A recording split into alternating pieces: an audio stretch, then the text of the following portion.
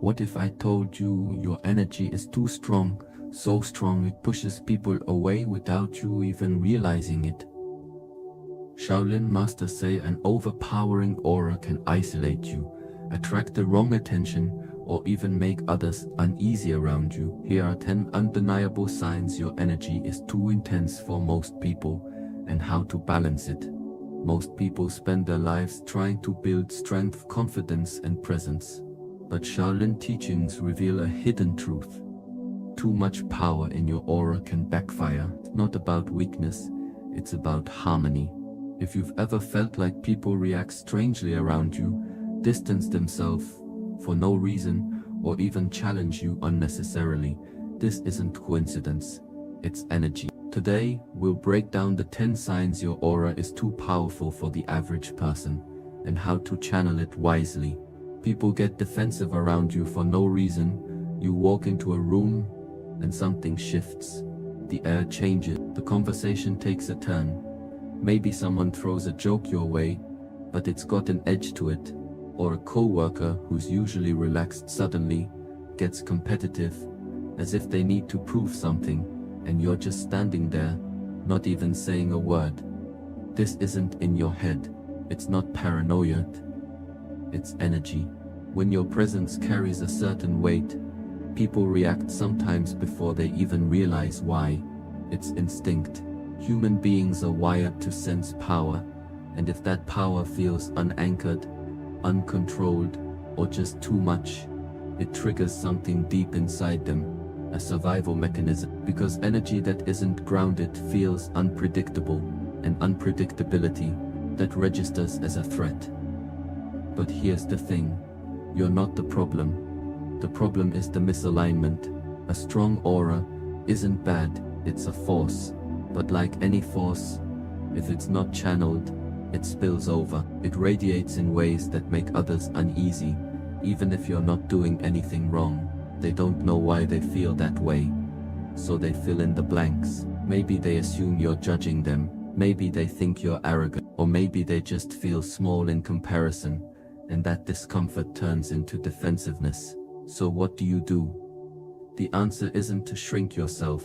It's not to dull your energy, or try to fit in where you don't belong. The answer is control. In the old teachings there's a principle: stillness moves mountains. When someone reacts to your energy with tension, the worst thing you can do is match it. If they throw a sharp comment and you fire back, now there's a battle. If they get competitive and you engage, now it's a fight. But if you stay calm, if you breathe, center yourself, and let their energy pass through you like wind through a tree, something interesting happens. Their own energy has nowhere to go. It bounces back to them. And in that moment, one of two things will happen. Either they'll calm down, mirroring your stillness, or their own unease will become so obvious that it exposes them, not you. This is the power of neutrality. When your energy is strong but steady, it doesn't provoke, it doesn't demand a reaction, it just is. And that kind of presence doesn't trigger defensiveness, it commands respect. So the next time you walk into a room and feel the shift, don't question yourself, don't assume you did something wrong, just breathe, root yourself. Let your energy settle like still water, and watch what happens. Because the truth is, people aren't reacting to you.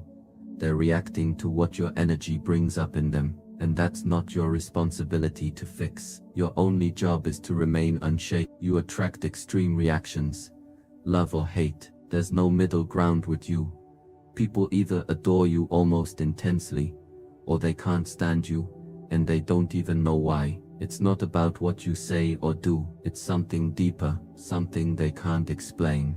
This isn't about being special or different. This is about magnetism. When your energy is strong, it doesn't leave room for indifference. It forces a reaction. Because energy like yours doesn't blend in, it stands out. And standing out means you become a mirror. For some, what they see in that reflection inspires them. They look at you and feel something awaken in themselves.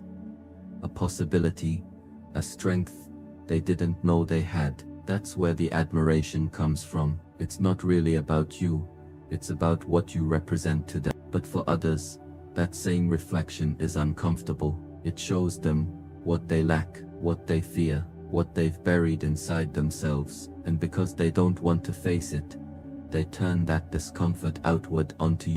That's where the resentment comes from. Again, it's not personal, it's primal. So what do? The mistake most people make is trying to control how others see them.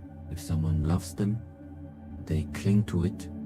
If someone hates them, they fight it. But those are traps.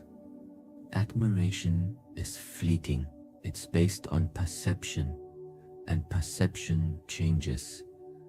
If you tie your worth to it, you'll always be chasing validation. Hatred is meaningless. It's not about you, it's about the person carrying it. If you waste energy defending yourself against it, you are letting them dictate your peace. The only real choice is detachment. Not coldness, not indifference, but a deep, unshakable center that doesn't sway with praise or crumble under criticism. Think of a mountain. Storms come, winds howl, rain pours, but the mountain doesn't move. It doesn't celebrate when the sun shines, and it doesn't mourn when the clouds roll in. It just is. That's how you handle extreme reactions. When someone admires you, appreciate it, but don't depend on it. When someone resents you, observe it, but don't engage with it. Your energy is yours, their reaction is theirs, and the moment you stop letting their emotions dictate yours, you reclaim your power. Because the truth is, strong energy isn't meant to be diluted for the comfort of others, it's meant to be mastered. So, let them love you, let them hate you, and stay unmoved. You sense others' emotions without trying. You walk into a crowded room, and within seconds you feel it. The weight of unspoken tension, the undercurrent of someone's hidden frustration, the subtle shift in energy when a person is forcing a smile. You don't need words, you don't need explanations, you just know. This isn't imagination, this isn't overthinking, this is sensitivity. A deep, almost instinctive attunement to the emotions around you. And while some might call it intuition or empathy, the truth runs deeper. You're not just noticing emotions, you're absorbing them. This is the double-edged nature of a powerful aura. Most people think of energy as something you project, your confidence, your presence, your vibe. But energy is also something you receive. And when your aura is strong, it doesn't just radiate outward, it pulls inward, drawing in the emotions, moods, and even the unresolved pain of those around you.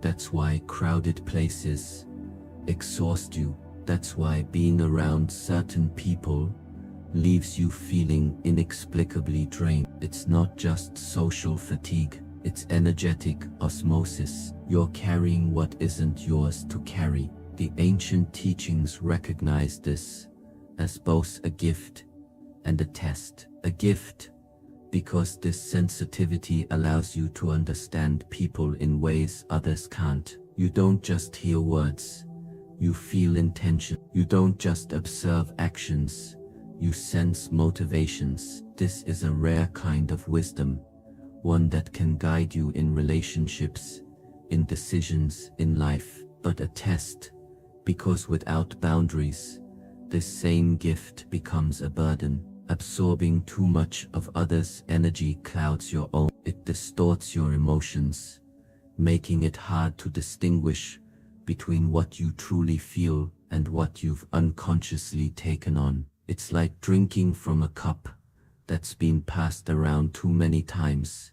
Eventually you forget what clean water even tastes like. So what's the solution? It's not shutting down your sensitivity. That would be like blinding yourself to avoid seeing darkness. The answer is discernment, learning to navigate the emotional currents around you without drowning in them. One of the most powerful techniques is grounding. Imagine roots growing from your feet deep into the earth. Feel them anchoring you, steadying you, connecting you to something solid and unchanging. This isn't just visualization, it's energetic hygiene. The earth absorbs excess energy, so when you feel overwhelmed, when you've taken on too much, you release it downward. You return what isn't yours. Another practice is shielding. Before entering a crowded space, envision a barrier of light around you.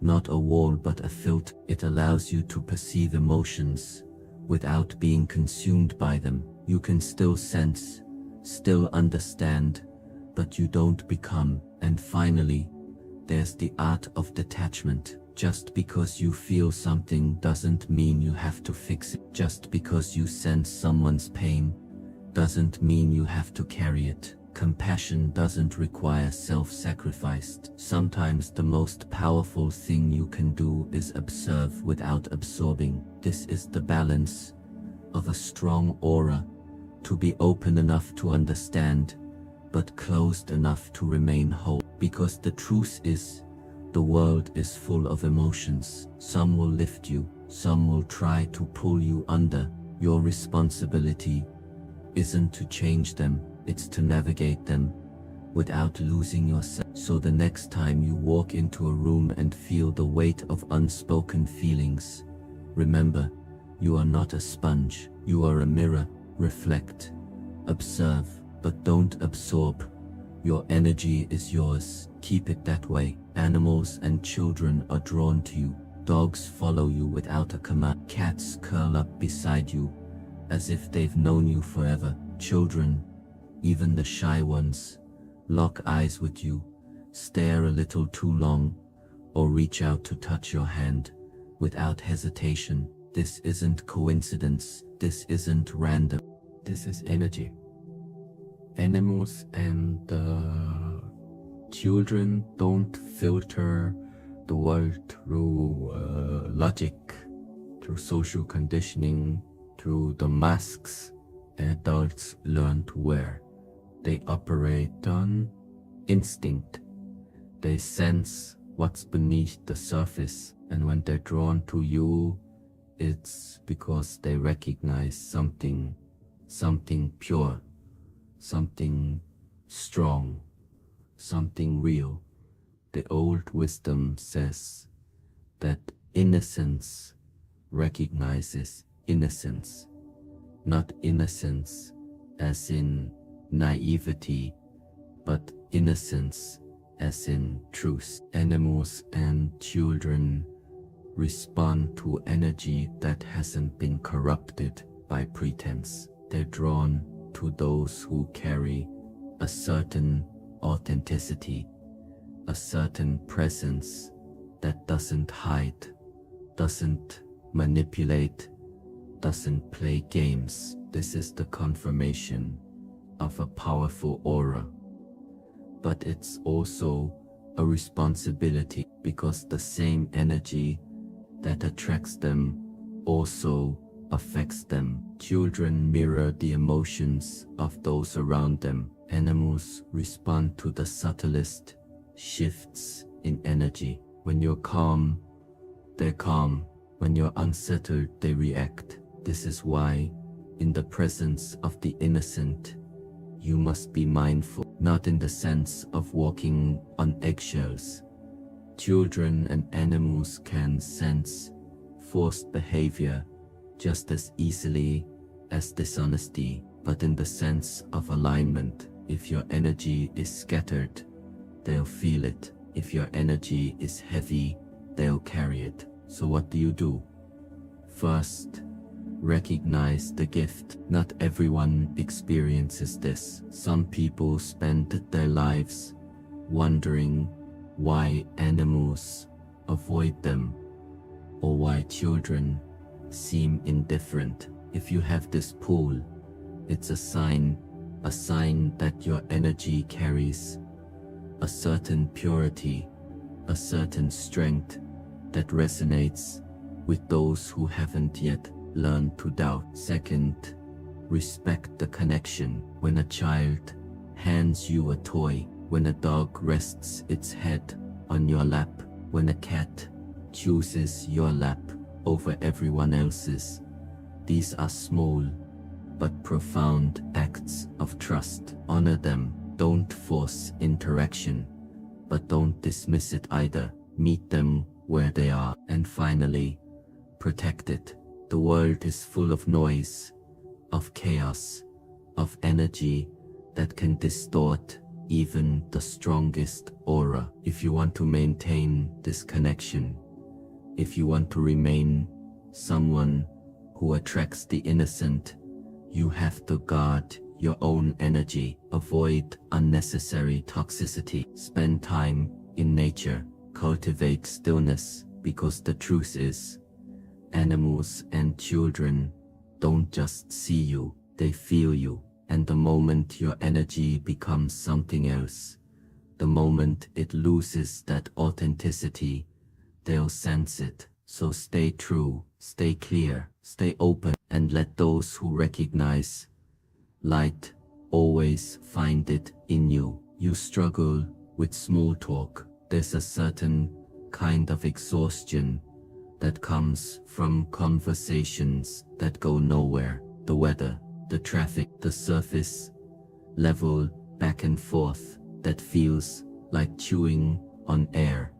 No substance, no nourishment, just empty motions to fill silence. And for you, it's not just boring, it's draining, like your energy is being siphoned away, minute by minute, word by word. This isn't antisocial behavior. This isn't you being too serious or too intense. This is your energy rejecting what doesn't align with it. Deep souls crave depth, not because they're better than anyone else, but because their energy operates on a different frequency. Superficial talk isn't just uninteresting, it's unnatural, like trying to breathe in a room with no oxygen. You can force it, but it will always feel wrong. The old teachings recognize this. They don't dismiss small talk as meaningless. They simply understand it for what it is, a social tool, a way for people to test the waters before diving deeper. Not everyone is ready to dive. Not everyone even realizes there is something deeper, and that's not their fault. But here's where most people make a mistake. They assume the solution is to endure it, to grin and bear the emptiness, to play the game until they can escape. And in doing so, they dim their own light. They shrink their energy to fit into spaces that weren't made for them. There's another way. Instead of resisting small talk, redirect it, not forcefully, not with impatience, but with the quiet confidence of someone who knows there's more beneath the surface. If someone mentions the weather, you don't have to launch into philosophy, but you can shift the energy. The rain today felt almost cleansing, didn't it? Simple, subtle, but now the conversation has texture. Now it's no longer just about the weather, it's about the feeling of the weather. This isn't about turning every interaction into a deep discussion. It's about honoring your own energy while meeting people where they are. Because the truth is, not everyone avoids depth out of fear. Some just don't know how to access it. Your energy can be the bridge if you let it. But there's a warning in this wisdom. Impatience is the enemy. Frustration with small talk often comes from a place of judgment, a silent belief that others should be deeper, should be more aware, but that expectation is its own kind of arrogance. Not everyone is meant to explore the depths right now, and that's okay. Your role isn't to force depth, it's to invite it. When you stop resisting the surface and instead learn to navigate it with grace, something interesting happens. People begin to relax around you. They sense that you're not judging them for staying shallow. You're simply waiting patiently for the moment they're ready to go deeper. And when they are, they'll come to you. Because energy like yours doesn't just crave depth, it attracts it. So the next time you're trapped in a conversation that feels empty, don't disengage. Don't force meaning where there isn't any. Just be. Let your presence be the reminder that there's more, always more, for those willing to see it. You're often misunderstood. You say one thing, they hear another. You offer help, they think you're judging them. You speak plainly, they twist your words into something else entirely. At first, you wonder if it's you. Maybe you're not communicating clearly. Maybe you're giving off the wrong energy. But after a while, you start to notice a pattern. It's not what you're saying, it's how they're hearing it. This is the paradox of a powerful aura. When your energy is strong, it doesn't just communicate your words, it amplifies them. And like a spotlight in a dark room, it doesn't just illuminate what you pointed at, it reveals everything, including the things people would rather keep hidden.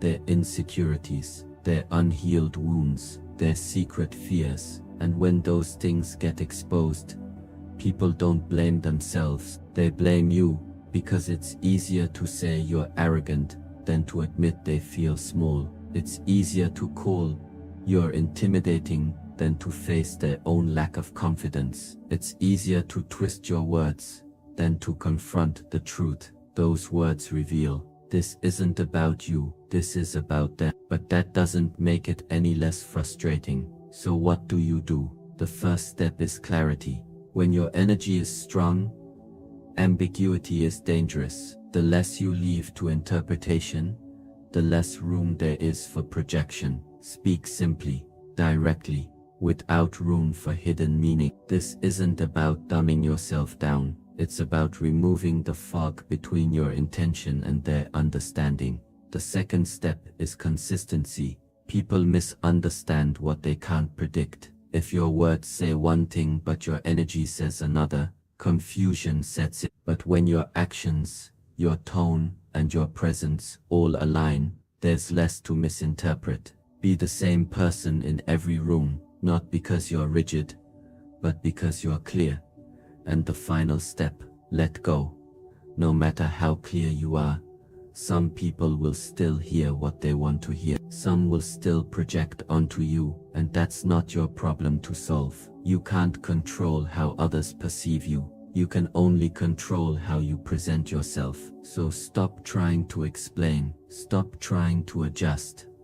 Say what you mean what you say, and let the misunderstandings fall where they may. Because the truth is, a strong aura will always disturb the comfortable. That's not a flaw, that's a function. Your light doesn't need approval to shine. Let it. You feel drained after socializing. It's not the talking that tires you. It's not the people. It's something deeper, something that links long after the conversation ends. A heaviness, a weight, as if you've been pouring from an empty cup the entire time. This isn't social anxiety. This isn't introversion. This is energy mismatch. A fundamental imbalance between what you give and what you receive. Think of your energy like electricity. When you're operating at full power, you're like a high voltage current.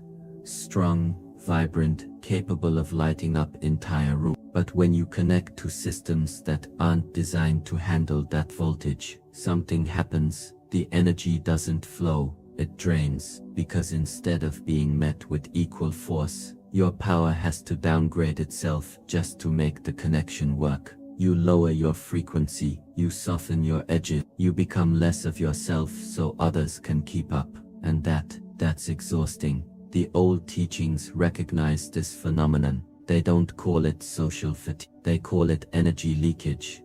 The slow, steady loss of vital force that happens when you're constantly adjusting yourself to fit spaces that weren't built for you. But here's the crucial distinction.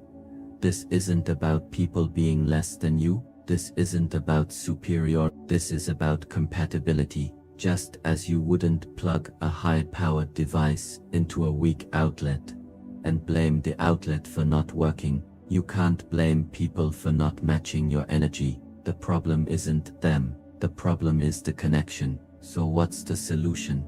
First, awareness. Start paying attention to how different interactions feel, not just in the moment, but afterward. Do you leave feeling energized, inspired, or do you feel like you've been running on fumes? The body knows, the energy knows. You just have to listen. Second, boundary. Not walls, not isolation, but conscious choice. If certain environments consistently drain you, ask yourself, is this necessary? Is this serving me? Is this worth the energy it costs? Sometimes the answer is yes. Some connections, even draining ones, are worth maintaining. But many aren't. And the sooner you recognize that, the sooner you stop treating your energy like an unlimited resource. Third, restoration. When you do engage in spaces that drain you, have a practice for returning to yourself.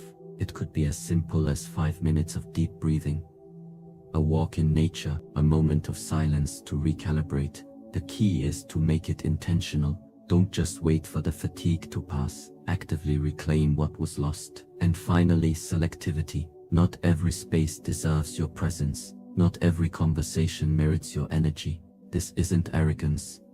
It's respect. Respect for your own power, and respect for the fact that not all connections are meant to be forced. The world will try to convince you otherwise. It will tell you that you should be able to handle anything, that exhaustion is normal, that draining interactions are just part of life. But that's a lie. Energy isn't infinite, and the more you waste it on spaces that can't hold it, the less you have left for where it truly matters. So choose wisely, engage consciously, and remember, your presence is a gift. Stop giving it to those who don't know its value. You have a strong presence, even when quiet.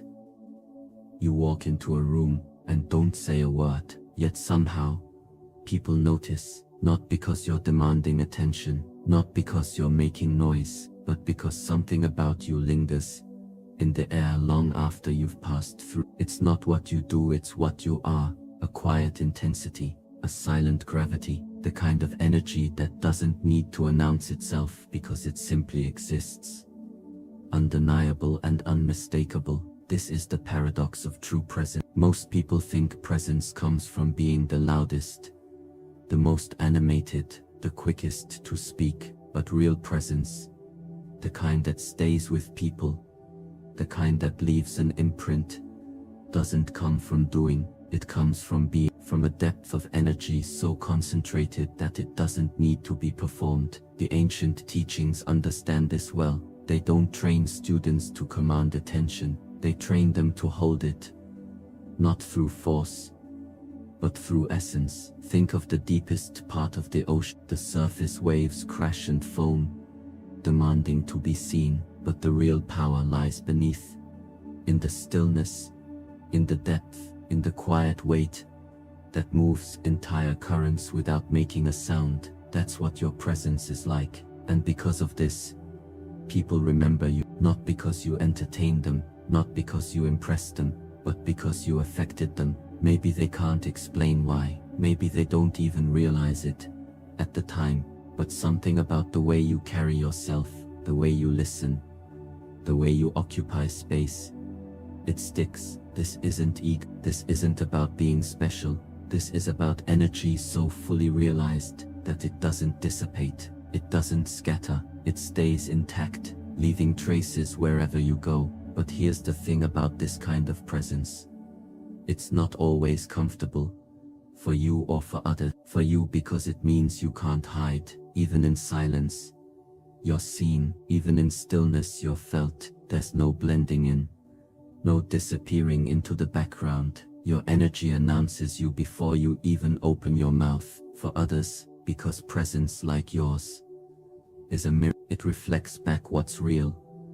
And not everyone is ready for that. Some will be drawn to it, some will resent it, but none will forget it. So what do you do with this? First, stop apologizing for it. Don't shrink to make others comfortable. Don't dull your energy to match those around you. Presence isn't something you turn on and off.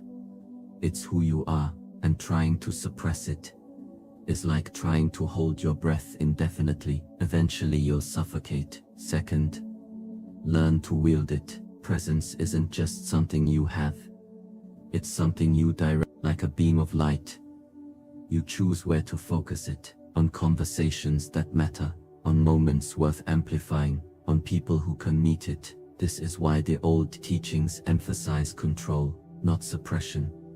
Control, the difference is crucial. Suppression is fear, control is power. When you move deliberately, you're not hesitating. You're choosing. When you speak minimally, you're not holding back. You're measuring. When you let your energy work silently, you're not hiding. You're conserving, because presence like yours isn't meant to be scattered. It's meant to be applied. Finally, understand the responsibility. Energy this strong isn't neutral. It affects people. It shifts spaces. And with that comes a choice. Will you use it consciously, or let it ripple out unchecked? The answer isn't in grand gestures. It's in the small moments. The way you listen, the way you stand, the way you hold silence. These are the things that shape your presence far more than any words ever could. So the next time you walk into a room and feel eyes turn toward you, don't mistake it for judgment. It's recognition. They're not seeing someone trying to be noticed. They're seeing someone who can't be ignored. And that's power. Real power. The kind that doesn't need to prove itself. The kind that simply you experience unexplained physical sensations. There are moments when your body speaks in a language beyond words. A sudden rush of warmth through your chest when you walk into certain places. Tingling in your hands when you're focused. Chills down your spine for no apparent reason. These aren't random. These aren't glitches in your system. These are signals, physical manifestations of energy moving through you in ways most people never notice. This is your aura in motion. Most people go through life unaware of the energy they carry. They mistake these sensations for fatigue, for nerves, for tricks of the body. But when you've developed sensitivity, when your energy is strong and your awareness is open, these physical responses become undeniable. They're the body's way of translating what the energy already knows. The old teachings map this phenomenon precisely. They don't dismiss it as imagination. They recognize it as the movement of vital force. What some traditions call chi, others call prana, but what simply is life energy in its purest form. When this energy flows freely, you feel alive, clear, unstoppable. When it's blocked, you feel heavy, sluggish, stuck. And when it's particularly active, that's when the sensations come. The warmth you feel isn't just body heat, it's energy concentrating. The tingling isn't just circulation, it's power gathering in your extremities, ready to be directed. The chills aren't just temperature changes, they're your system responding to shifts in the energy around you. But here's what most people miss. These sensations aren't just happening to you, they're happening for you. They're feedback, a way for your energy to communicate what words can't. When your hands tingle during conversation, it's not random, it's your energy responding to the exchange. When warmth floods your chest in certain environments, it's not coincidence, it's resonance. When chills run through you unexpectedly, it's not just a draft, it's recognition.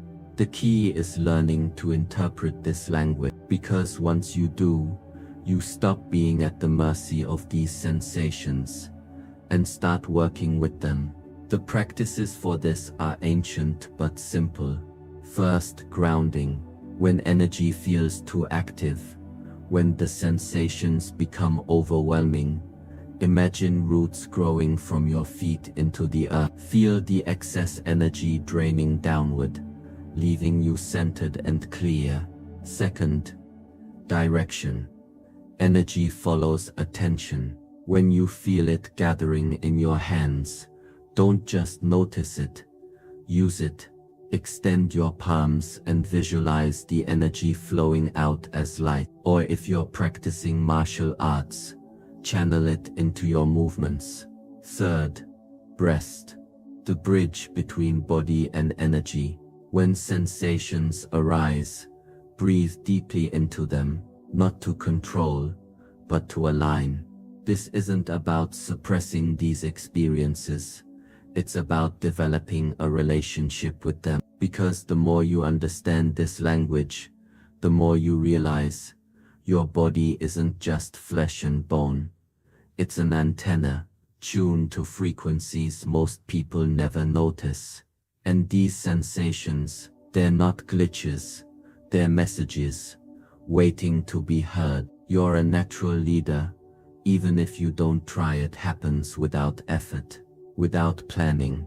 In moments of uncertainty, heads turn toward you. In times of crisis, people wait for your response. You don't ask for this.